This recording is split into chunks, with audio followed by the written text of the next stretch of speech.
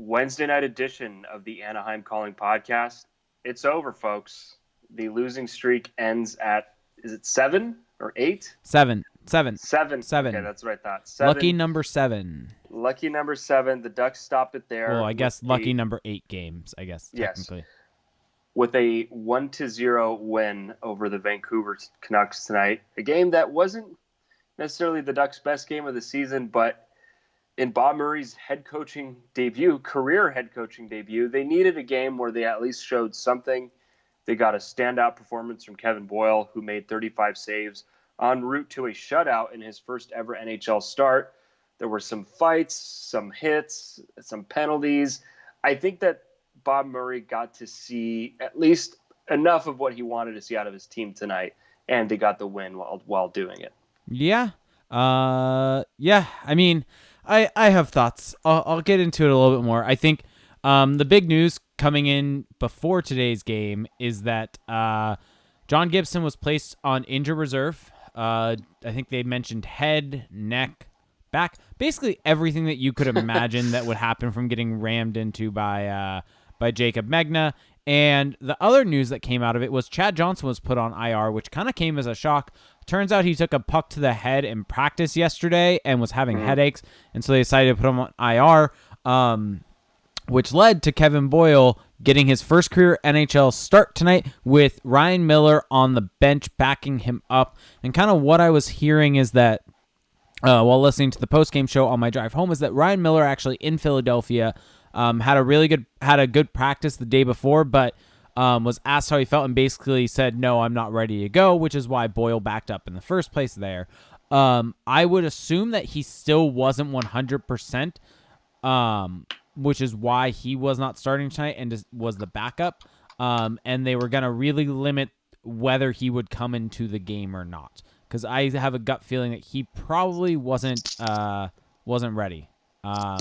But, I mean, at least he was able to sit on the bench. That's one step in the right direction. But, as we said, Kevin Boyle, first career NHL start, gets the win. And, I mean, maybe we start there. What did you see from him tonight? Well, he's obviously the first star of the game for a reason. Mm-hmm. I mean, that he was peppered all night long by the Vancouver Canucks. They threw a lot of pucks on net, and they got a few really golden opportunities. And I think that overall, he was really the standout of the game. The Ducks didn't really do a whole lot offensively on the night, and he carried them to the win. I mean, that's pretty much the only way you can look at it. And, I mean, good on him. He was placed in a situation where this team, back at home at Honda Center, badly needed a win to just a feel-good win, no matter how you get it done. And, I mean, he didn't allow anything to get through him, and that's you can't ask for a better way to start your NHL career. Yeah. And I think, let me know if you agree or disagree with this. I think even though, yes, the Ducks did allow a fair amount of shots on goal, we're going to get into the recap more so in a bit, but I think they did a decent job of, for the most part, limiting the chances against.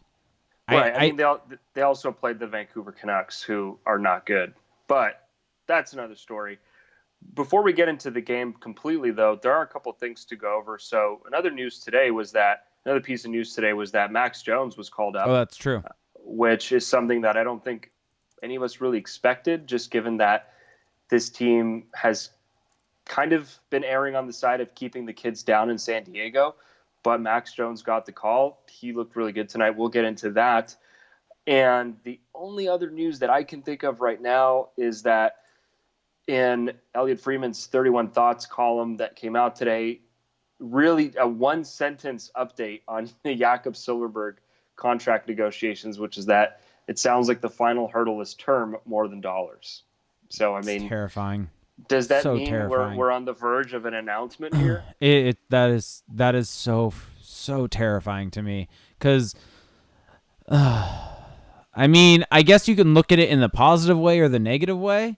The positive way is that they've gotten the salary down lower, and now Silfverberg's wanting some more years on it. The negative way is the Ducks are willing to overpay for him.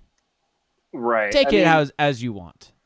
Or it could mean that they're at some kind of impasse. I mean, it was such a short sentence, such a short report that I don't know if we can really read too much into it. But they are still talking. Yeah. I guess that's the most we can say. The other thing that I think we should mention, the lines, they were kind of mixed up a little bit from where they were before, and the D pairs were completely switched. And I was interested by this. So they went with Getzlaf, Perry, Raquel, and then Henrique, Sprong, Ritchie, Derek Grant, Silverberg, Shore, Kessler with Rowney and Jones. And then the D pairs were Lindholm, Manson were back together, Cam Fowler with Michael Delzato, and Brandon Montour with Jacob Megna. And a couple thoughts ran through my head when I saw this. Do you think, because I think this is one of two things, it's either that the Ducks, or that Bob Murray disagreed with how Randy Carlyle had the team set up, or maybe the assistants overall disagreed with certain aspects of how the team was set up, and this was their chance to finally make the change to how they wanted it to be set up fully? Or option two, they just fired their coach and they wanted to just shake things up to kind of see if things could get better. Right. Yeah, I think it's more of the latter. I think that the big thing there is more of just getting Manson and Lindholm back together, and then you just try to make the other two pairings work. I think that the best thing you can say about that situation is that two of the three pairings really did well tonight, and then you have Fowler, Delzato. Yeah. So. Yep. And this is coming from someone who owns a Fowler jersey. Yes. So, I mean, outside of that, not really any other pregame notes. And really, this recap's going to be short and sweet. Only one goal to talk about, and this would come just under 7 minutes in the first period. Jakob Silfverberg, after kind of a bit of a feisty first period for the Ducks. I mean, there were some fights. Corey, I think, was it Ryan Kessler who got into it in the first period? Yeah, Ryan Kessler got into it with Josh Levo. And then you also had Corey Perry mixing up with Erica Branson. Mm-hmm. And you also had, and I actually wanted to ask you about this because I was actually at the game tonight. And so they didn't actually ever show a replay, so it was kind of hard to see. What fully happened on that Getzlaf play? I kind of caught some replays here and there, but I don't know. Did they show any better angles on that? Honestly, it's just two guys colliding. Okay. I mean, I don't really. I think Getzlaf maybe could have avoided him. I think he saw him at the last second, but it's just two guys looking in opposite directions and colliding, and they gave it to Getzlaf. But it could have been a non-call. I'm fine with it being a call. Okay. Because every time I watched it, I saw something different. One time I'd watch it, I think it was incidental contact. For those of you that weren't able to fully watch the game, basically Getzlaf's going through the neutral zone and sees Jake Virtanen, maybe catches him at the very last second, and they end up colliding. Virtanen goes down and has to be helped off the ice. It was a weird play, though, because every time I watched it, my opinion on it changed. I thought it was incidental. I thought it was definitely interference. I thought it was a major and possibly suspension, and then I'd go back, and it was just hard to fully tell from that angle. So I wanted to kind of see if you saw any more, but it seems like it really just kind of seemed like it was incidental. You just shrug it off. I mean, I didn't even tweet about it because I just didn't want to have to deal with both sides of the aisle jumping up and down, screaming. So I thought that it was just kind of a bad luck type of play, and they chose to make a call on it. I mean, whatever. But Silfverberg's goal is actually pretty nice. The lone goal of the game. The Ducks were working it down low. Derek Grant gets it over to Devin Shore, who gets it right in front to Jakob Silfverberg, drives to the net, finishes it, buries it home. And at that point, I mean, it kind of felt like an old school Ducks game, just for a little reminiscent. Yeah, they're mixing it up in the corners, guys dropping gloves. The goal, they're scoring it from just cycling down low. It was honestly that flash alone, I think, in this game is enough for the Ducks to at least feel like just a slight breath of fresh air, a slight breath of relief. And, they managed to scratch it out. I mean, really throughout the game, there's not a whole lot to cover. I'm not going to go deep into this recap. Really, it was the Ducks. I kept thinking back to the term that you've coined, the 2-period turtle. it wasn't a full-on turtle. The Ducks didn't necessarily sit back. I don't like that that's now my term. I mean, you're the only person I've heard say it, although it makes sense. And I mean, they didn't completely go into a shell, but the Canucks were pretty much controlling, especially in the second period. The Canucks had a few sequences where they were just controlling down low. Then, this team being the Canucks, which by the way is still in playoff contention, although make of that what you will. Given it's the West. They're basically a one-line team with Elias Pettersson and Brock Besser. And that's the thing, is that they can play. They play a good system and they play well as a team, but you can only do so much with the talent that you have available. And I shouldn't be so critical. I mean, Bo Horvat and Jake Virtanen are good players, and obviously that line of Pettersson, Levo, and Besser is really good. But I just mean, outside of that, there's just not a whole lot going on there. So that being said, I think that's kind of my concern slightly with this game, is that there were pockets of the Ducks roster that did well, but you kind of don't want to have those stretches against a team like the Canucks. No. Which a Canucks team that's playing okay right now. I mean, they're treading water in the Western Conference, which again, I don't know how much of that you want to make. Treading water is usually near in most seasons. Treading water this season is on pace with being near the bottom of the Western Conference. Right, but seasons. I mean, they're 2 points out. They're 2 points behind Minnesota, and they're 2 points ahead of Arizona, who everyone loves. So I'm going to give them some credit there. Yes, I mean, I like Arizona too. I love Alex Galchenyuk, so I'm not going to knock them. But the point is, we got to give them a little credit for being in it. But but I think a part of it is just due to having that one line that's really, really good, and having Pettersson. Pettersson's insane with how good he's been this season.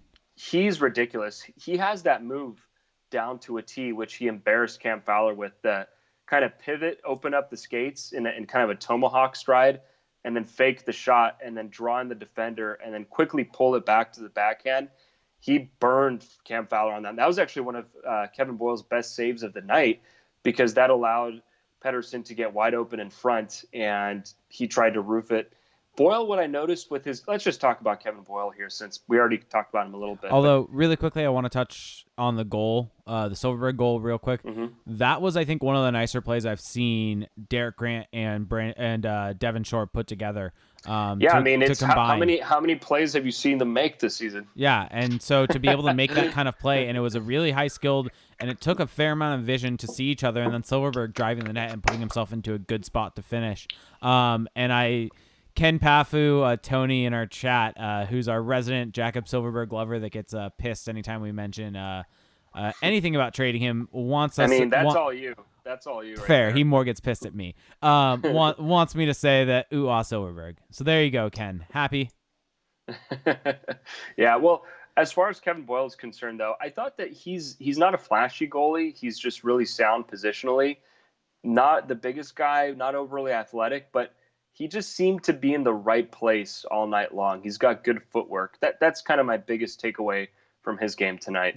Yeah, I think positionally he was really, really sound. He made a couple of really nice type reaction saves. There was that, I can't remember who had it, but in the first period there was kind of the half breakaway where the Canucks player kind of ripped a little half slap shot and went glove side, and he did a really good job of reacting to that type of play. But it seems like a lot of the plays that he made that were reactionary were that way, and kind of he basically put himself into a very good position to make that type of reactionary save, if that makes sense. Right. No, I mean, he's pretty good. I mean, we'll see how it carries on. I mean, this is obviously not the biggest sample, but no, you can't argue with the results so far. And I think one of the important things to think about with Kevin Boyle is he's 26 years old now. He's going to be 27 in May. It's getting to the point in time in his career where if he's going to become an NHL goalie, whether that's in a backup role or maybe eventually pushing and becoming a starter somewhere, because it's not going to most likely be with the Ducks with John Gibson here. But if that's going to start being his projection, he needs to start getting NHL reps. And he needs to start getting that game time, getting that sample size at the NHL level to have some team believe in him. And if the Ducks want him to be their backup next year, because when you have a guy like John Gibson who's making the money that John Gibson has, you got to have cheap options as your backup, because you just need to worry about the cap allocation, and you can't be spending $2 to $3 million on a backup when you have your starting goalie making as much as Gibson does. And so, if the Ducks want to bring back Miller, it would need to be for really cheap. But if they find out that Kevin Boyle is adequate as a backup, he's only making $600K and is signed for next year already. So this is essentially his audition right now to become the backup goalie next year. Right, I mean, exactly. And I mean, the season's basically over, playoff chance-wise, and so there should be no rush to bring back John Gibson or Chad Johnson. See what you have in Kevin Boyle, and worst-case scenario, you go a different route. I mean, there's nothing lost there. There's only something to be gained if they find out that he can actually hack it as an NHL backup. And again, even if you go into next year and he's your backup and it turns out it doesn't work out, I mean, again, it's not this big risk, this big investment. Did have a little luck on his side. I mean, Elias Pettersson ripped one off the crossbar on the power play. I mean, he's just so good. And it's weird because he doesn't look like the kind of player. I mean, he's not a big guy. He's not the fastest guy, but he's just powerful with his shot, and he's so good with the puck. But, I mean, that's going to happen. And even if, let's say, that one goes in, I think Boyle was good enough to get a win tonight. Didn't get a whole lot of offensive support. I think one thing that's interesting, and I guess we can talk about this a little bit here, what did you think of head coach Bob Murray? I mean, he's now undefeated as an NHL head coach. Undefeated Bob Murray as the head coach. GM HCBM or EVP HCGM. Everyone keeps forgetting the most important part. I don't know why. How many times do I need to keep reiterating it? Everyone keeps forgetting the I. Oh. The I for interim. Like, seriously. How can you forget the I? It's GMIHCBM. There we go. Well, don't forget executive vice president. Oh, sorry. So EVP IHC or nope. EVP GM IHC BM. There we go. Ken Pafu says he should retire with 100% win percentage as an NHL head coach. Yeah. Well, I mean, here's some takeaways from head coach Bob Murray tonight. So Brandon Montour on the night played, let's see if I'm getting this right, 15 minutes of ice time, which, I mean, it's not that low for him, but there was a fair amount of special teams play. Right, which, I mean, he got a bulk of. He got 3 minutes of power play time.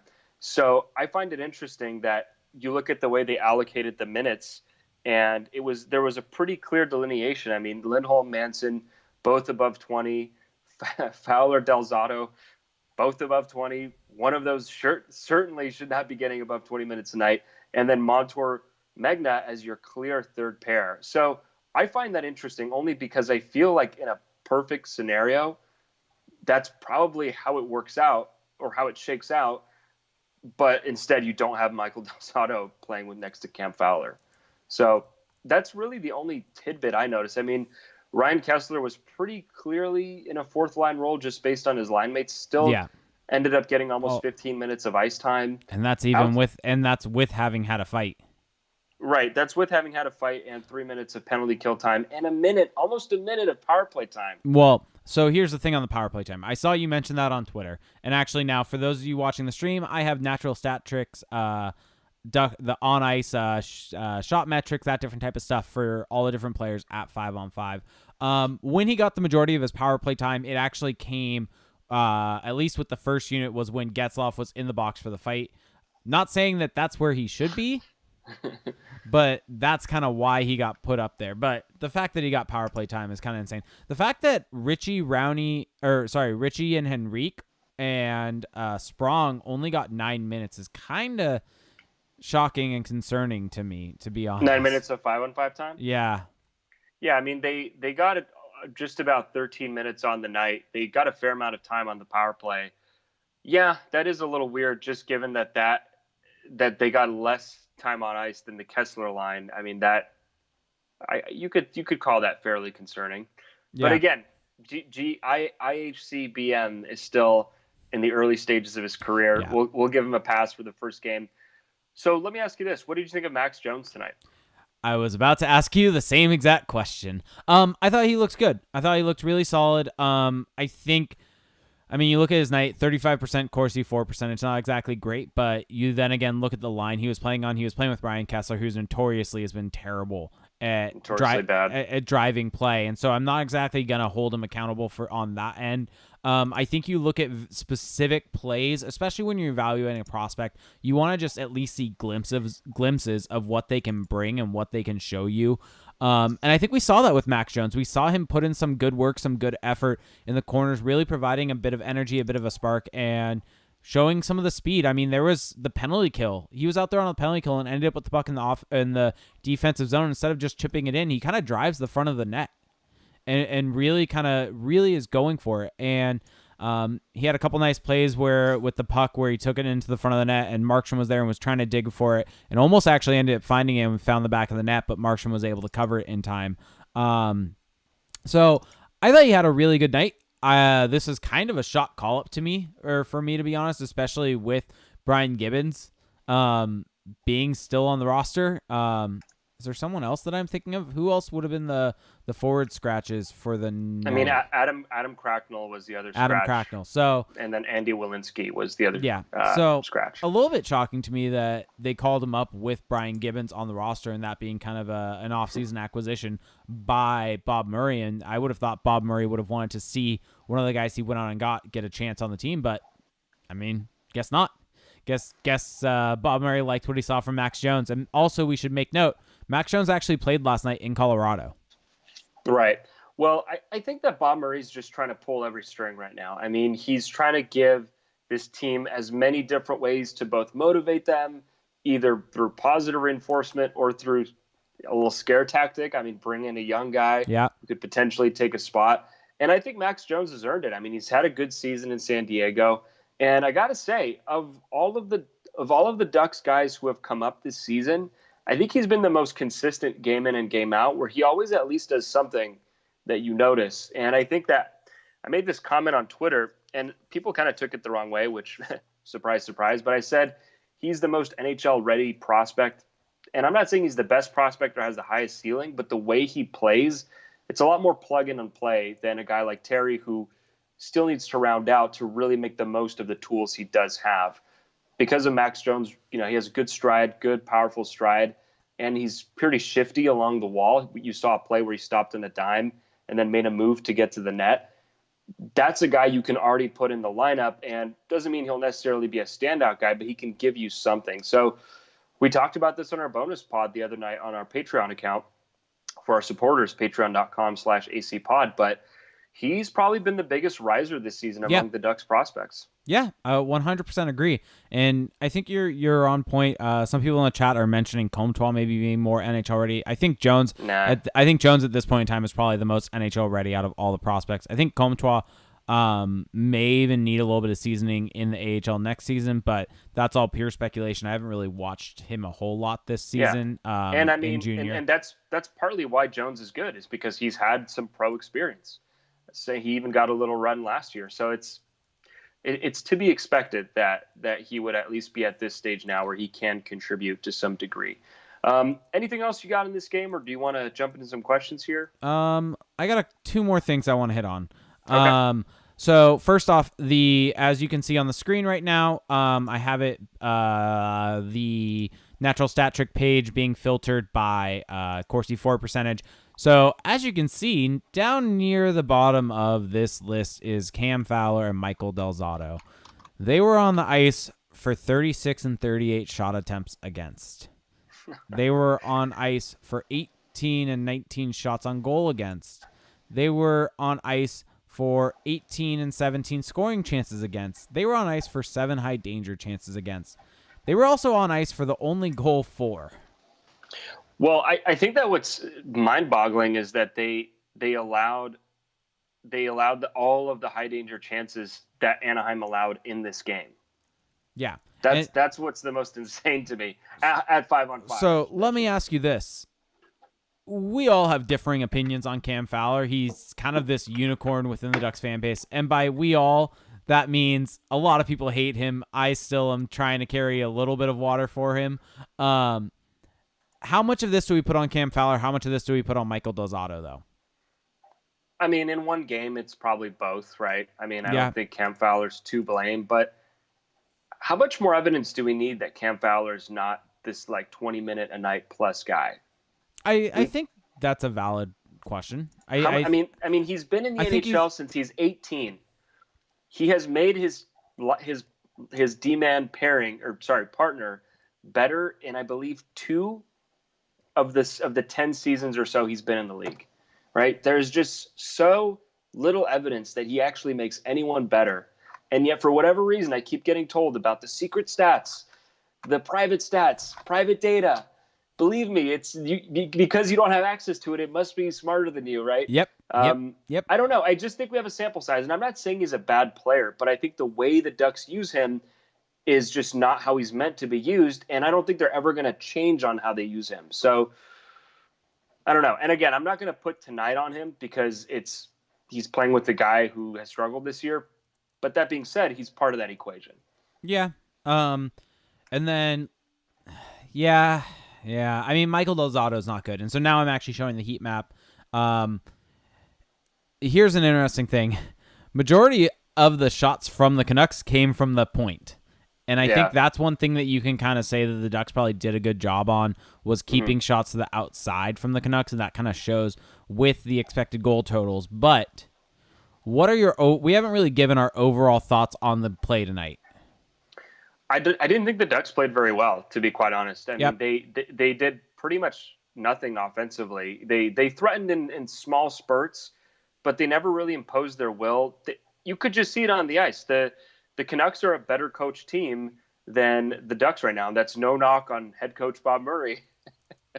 But the point being, they're a well-coached team that just doesn't have the talent. And so I think right now the Ducks are just trying to gather themselves and trying to bring the energy. And maybe as this stretch continues with Bob Murray, maybe you see them tighten up a little bit. I also didn't think that they were quite that good defensively. They still had some major lapses. That being said, it didn't cost them tonight because A, Kevin Boyle was great, and B, again, they're playing a team that's kind of a 1.5 line team. But it didn't. You know, a lot of people were, especially in the first period, and including myself a little bit, were saying, "Oh, things look different." But honestly, as the game went along, this is still the same team, and there's still those bad habits, the same tendencies that we're probably going to need to wait another summer to really see a difference in their play. Yeah, I mean, tonight really just kind of felt like it was like, oh, well, this is kind of more of the same of what we've kind of seen so far this season, except they had a goaltender in net that A, wasn't completely run down like John Gibson had been, and B, wasn't a plug like Chad Johnson is. Ouch. Yeah. No, I mean, it's true. No, sure. And I mean, you know, that being said, this was the optimal game for Anaheim to get out of its funk. I mean, they're back at home.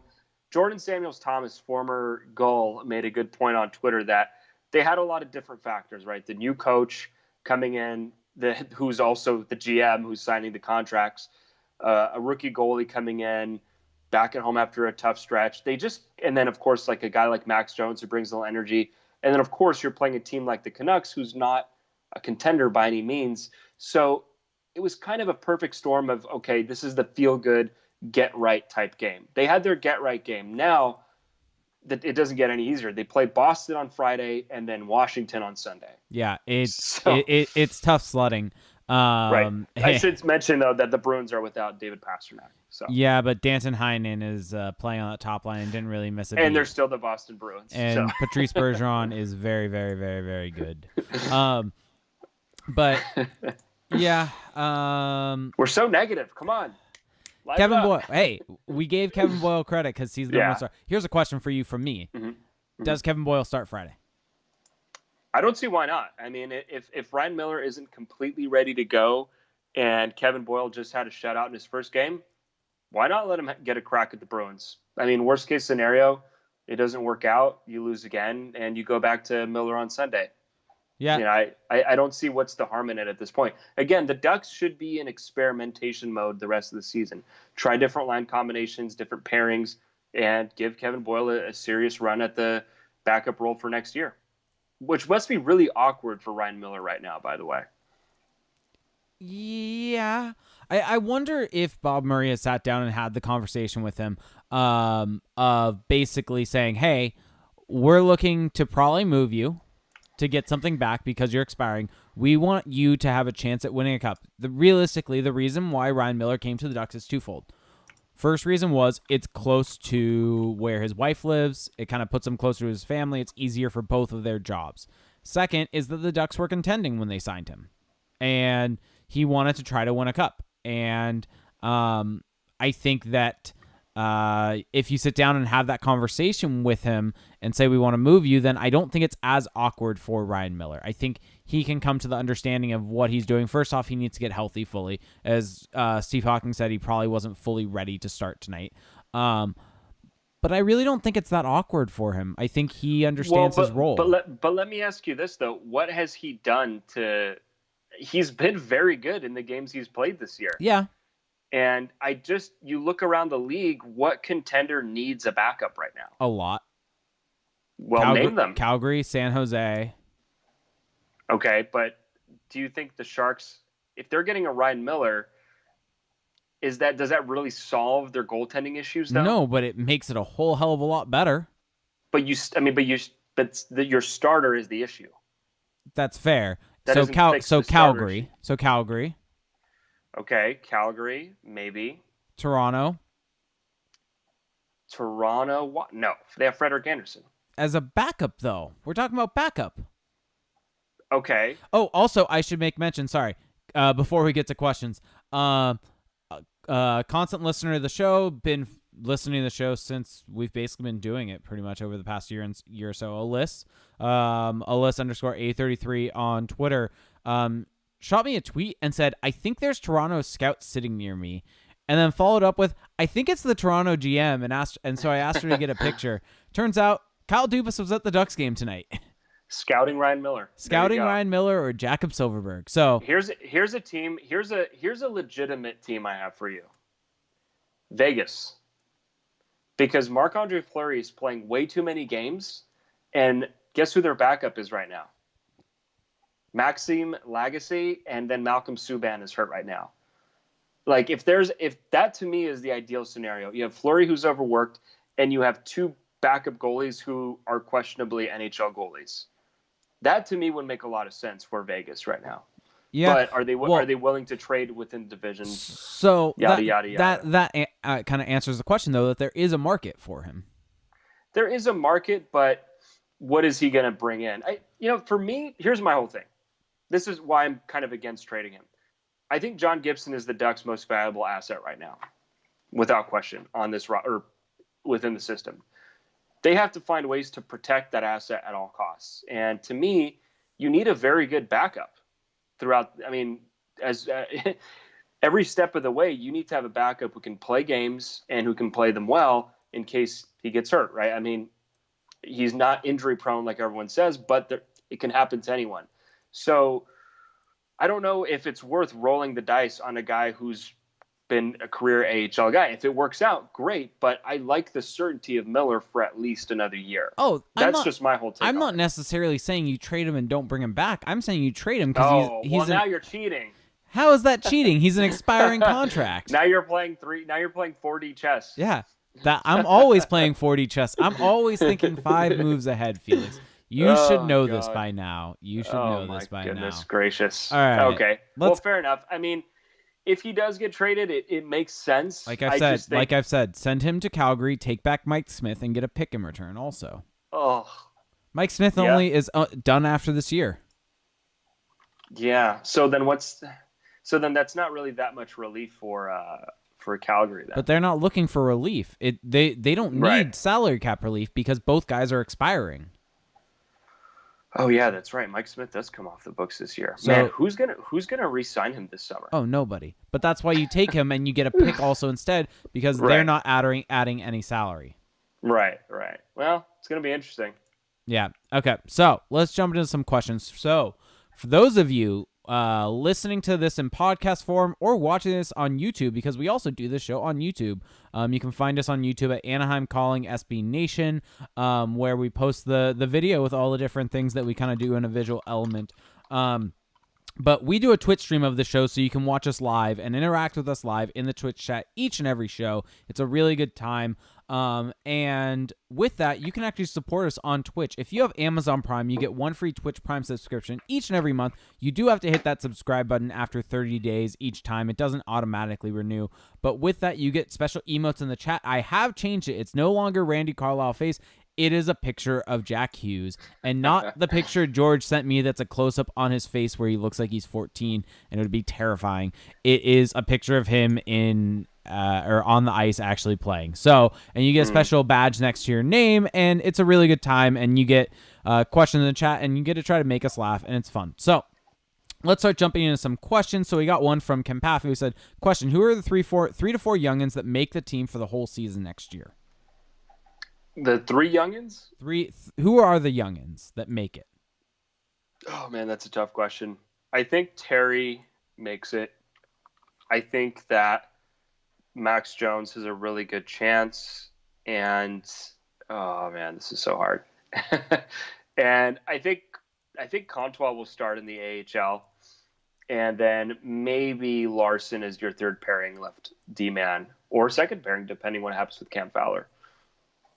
So to answer the question, I think Larson, Jones, Terry are the most likely to make it. I think you add Steele to that mix. Maybe. I think. So maybe. Here we go.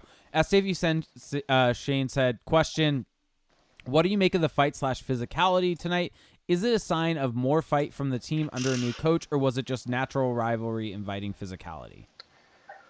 I don't think there's really a rivalry there. I think that the Ducks I think they were looking for it a little bit. I think that they really wanted to send that message that they are engaged. And it's interesting because it's kind of a self-fulfilling prophecy. If you actually engage yourself in the game, maybe look for that chippiness a little bit, you end up getting more involved and actually find that you've got a little bit more of a fire underneath you. I mean, it's interesting how that happens sometimes. And I don't think that it was staged in any way, but they were looking for it tonight. And I think that Bob Murray probably sent a message before the game that I'm looking for that tonight. And he's been saying it for the past few days in all of his comments. So I think I think that they needed this kind of game tonight, at least those kind of moments, because those are also galvanizing moments for the team. I mean, if you see your teammate getting cross-checked, you're going to rally behind them. So I think this was the kind of get right, feel good win that they needed.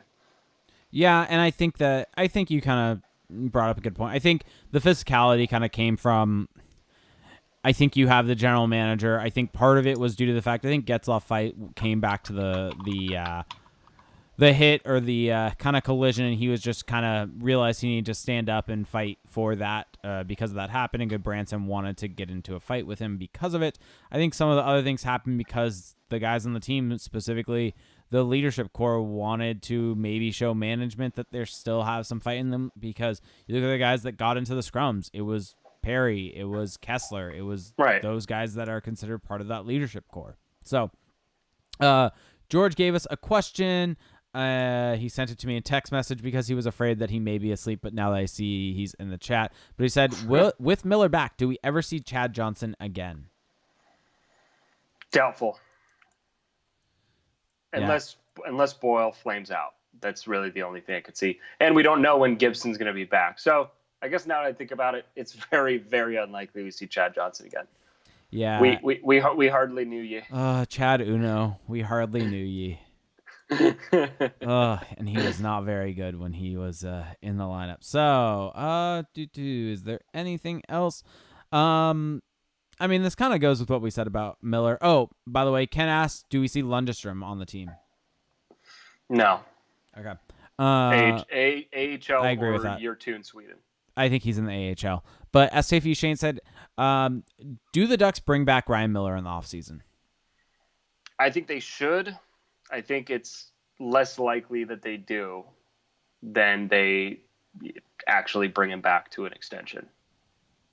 Yeah, I think you could. I mean, there's really two options or three options. Not. I mean, you could argue he's the best backup in the league. Yeah. So. Well, the thing is, if he gets moved, he's not going to stay with that team long term. simply because he made it clear when he signed with the Ducks that he wanted to play in Right. Southern California. But that's fine. I mean, it's fine to have a year-by-year Yep. situation with your Well, backup. I mean, the Ducks have guys in the pipeline. yeah. So the three options that really are kind of apparent are Ryan Miller retires, Ryan Miller re-signs with the Ducks, or he signs with the Kings. Those are really kind Yeah. of the three options. I mean, he's 38. And I don't think the Kings would seek him out because they have goalies. Yeah. That's like the one thing they do have. Yep. So it's looking more and more apparently clear that it's either he's going to retire or he's going to be with the Ducks next year. Mm-hmm. One of those two. So, I think that's probably going to do it for tonight. I don't really see a whole lot of other questions in. Well, it is almost midnight here in in Orange County, so we do have to keep that in mind. Yeah. Do you want to wrap this thing up then? Yep. Let's wrap it up. Okay. Well, thanks a lot, guys, for joining us tonight in the chat. We really do appreciate it. That's at twitch.tv/Anaheim Calling SBN. If you haven't checked us out yet, you can check us out on your laptop, on your computer, or on the Twitch mobile app. It's a lot of fun after the games. You get to see a live video feed of us breaking it all down. Jake brings up some stats, some graphics, and the chat itself is worth the price of admission. If you're an Amazon Prime member, you actually get a free Twitch Prime membership that helps support and grow the show. And of course, make sure to check out our Patreon page. That's patreon.com/acpod. So for $5 a month, we get you 2 bonus episodes. And we just came out with our first bonus episode for the month of February, and it was a doozy. We went over an hour, and we just went all in on the Ducks rebuild, not just the rebuild aspect, but just kind of the state of the franchise, going over different scenarios. We also did a little trade deadline preview, which was a lot of fun. And so if you enjoy the show, you enjoy kind of more of the in-depth conversations that we have on our regular episodes, then I really recommend that for $5 a month, you join in on the fun at our Patreon page, because we really go in depth on these topics. And again, it's a lot of fun. The trade deadline, I believe, is like 14 or 12 days away, something like that. The 25th. So it's a week from Monday. So 12 days away. And that's going to be a lot of fun. We're going to do something for it on the Patreon page. I'll just mention it here because we mentioned it on the Patreon podcast that we did. What we're going to do is we're going to do a show the night of the trade deadline, or the night after the trade deadline, however you want to consider it. The deadline's at noon. We'll do one that night where we'll break down the Ducks moves, and just specifically break down the Ducks in a regular podcast for everyone to hear. And then on Patreon, we'll go into more depth on the different trades and breakdown, kind of more so a big picture of the NHL and kind of where that's at and what that means. Yes. Also, the Hardcore Luchador asks in our Twitch chat, if I get Twitch Prime, can I get a different cam angle for Montreal Felix? I don't know why that's my name spelled that way, but that's your name. Montreal Felix. I do want to officially announce, it's like Montreal steak, great seasoning. I do want to officially announce that I did purchase a tripod for my phone. And so, yes, you will get the official Twitch camera angle, streaming angle that everyone else does. I'm finally joining the party. Wait. Hardcore Luchador, you don't like looking up Felix's nose? Yeah, I mean, come on, give my nose a little credit here. But yes, I have ordered that, and in part thanks to the support that we've gotten from the show here. I can make these types of purchases that I probably couldn't make otherwise, or couldn't justify otherwise. Okay, all this being said, you can also check us out at AnaheimCalling.com. That's our home base, at Anaheim Calling on Twitter. Jake is on Twitter at ReindeerGames91, and I'm on Twitter at Felix_Sicard. And lastly, but certainly not least, make sure to leave a rating and a review for the show on the Apple Podcast app. If you've been enjoying this, we appreciate the support, and hearing from you guys is a big reason why we keep doing this. And it also helps us know what we're doing right, maybe what we're doing wrong. So please keep that feedback coming. Just search up Anaheim Calling the Podcast or Anaheim Ducks on the Apple Podcast app. Jake, our work here is done, my friend. We are going to talk to you guys after the Ducks take on the Bruins Friday night. We will talk to you then. Bye.